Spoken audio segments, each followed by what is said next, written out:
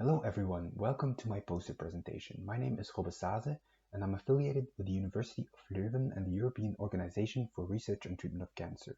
Together with my co-authors, I designed and carried out a study entitled Views of European Drug Development Stakeholders on Treatment Optimization and its Potential for Use in Decision Making. Please allow me to elaborate on this study. The drug development framework is often represented as a well-oiled machine, consisting of several different stages, or gears if you will, that follow each other in a chronological manner. Two important milestones can be characterized in this process: the regulatory approval at the end of phase 3 and the reimbursement decision during the marketing phase. The framework can be divided into two parts, the pre-approval and the post-approval part. The pre-approval part is guided by regulations on the supranational level, so the European level, while the post-approval part is mainly guided by national guidelines and laws. In recent years, several studies have been published that cast doubt upon the statement that drug development represents a well-oiled machine.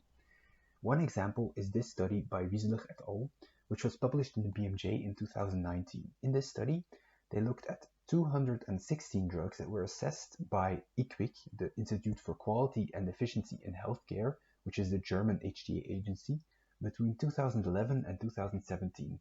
What they found was that for 58% of those drugs, there was no evidence of added benefit at the time of their assessment, and for 16% there was minor or non-quantifiable added benefit. They also saw that this evidence that was lacking at the time of the assessment was not being collected in the post-approval phase. And they concluded that this uncertainty really impeded their decision-making and that of other stakeholders in the field.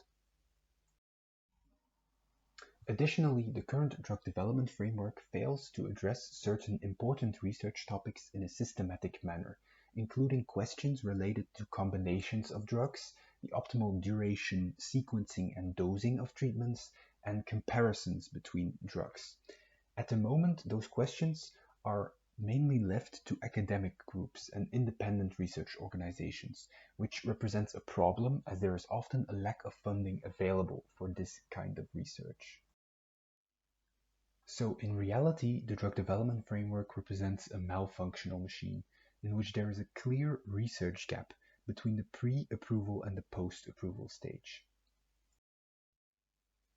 This begs the question, how can we bridge the research gap? Well, one potential approach, which has been spearheaded by the European Organization for Research and Treatment of Cancer, is the conduct of so-called treatment optimization studies, which are additional interventional trials aimed at optimizing the way a drug is used in real-world clinical practice.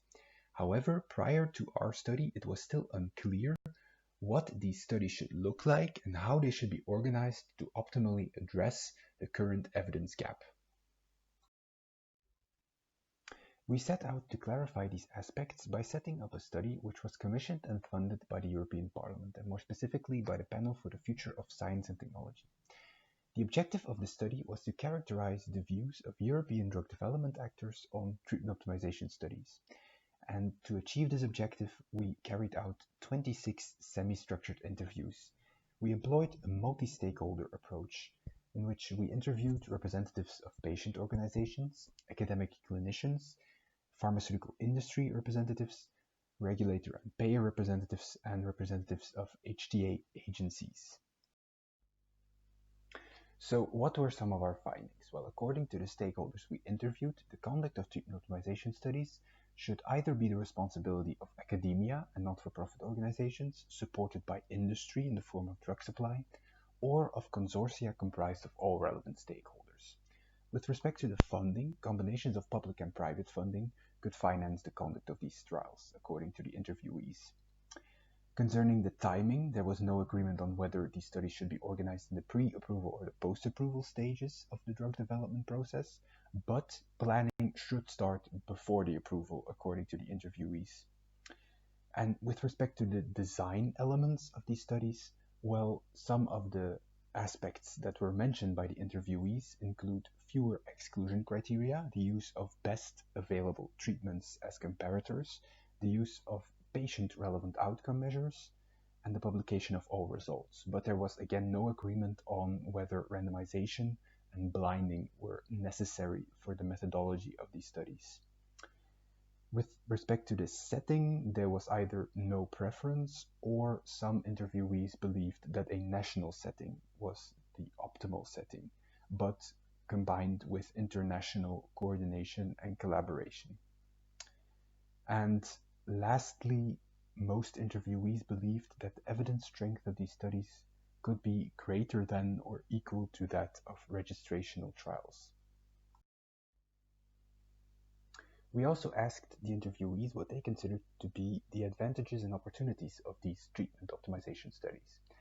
Well, first of all, they mentioned the benefits for patients, namely the use of more relevant outcome measures and the optimization of treatments. Secondly, the associated cost savings for healthcare systems. Thirdly, the fact that these studies could reward therapies with an added clinical value. Next, the improvement of clinical decision-making, but also of HTA and payer decision-making. And additionally, these studies could facilitate inter-stakeholder discussions to streamline evidentiary demands. Lastly, what was also mentioned was that these studies could potentially bring about a marketing advantage for companies involved in their conduct.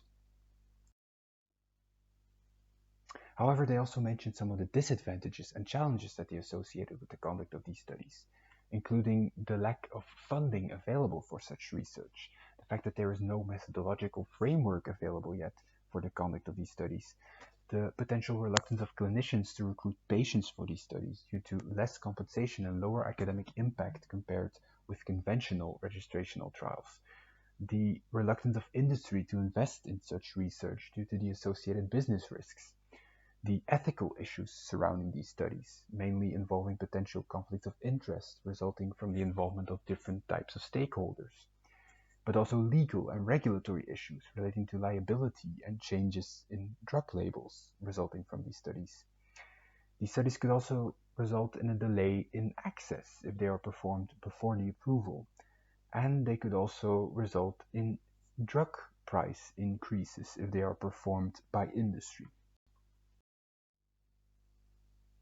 So what are some of the next steps? The ERTC has launched a manifesto regarding the need for the conduct of treatment optimization studies. This manifesto has received support from many different stakeholders in the field, including patient organizations, industry associations, and members of the European Parliament. The ERTC has also been involved in discussions with EMA, UNETA, and Beneluxa regarding the potential implementation of treatment optimization studies into the drug development framework. From the interviews, we identified three potential policy options through which this implementation could be realized, namely the regular approval procedure, the conditional approval procedure, and the conditional reimbursement procedure. It remains to be seen which of these three would be considered the ideal procedure through which treatment optimization studies could be implemented. Thank you for your attention, and please don't hesitate to contact me with any further inquiries. Please enjoy the rest of the conference. Bye.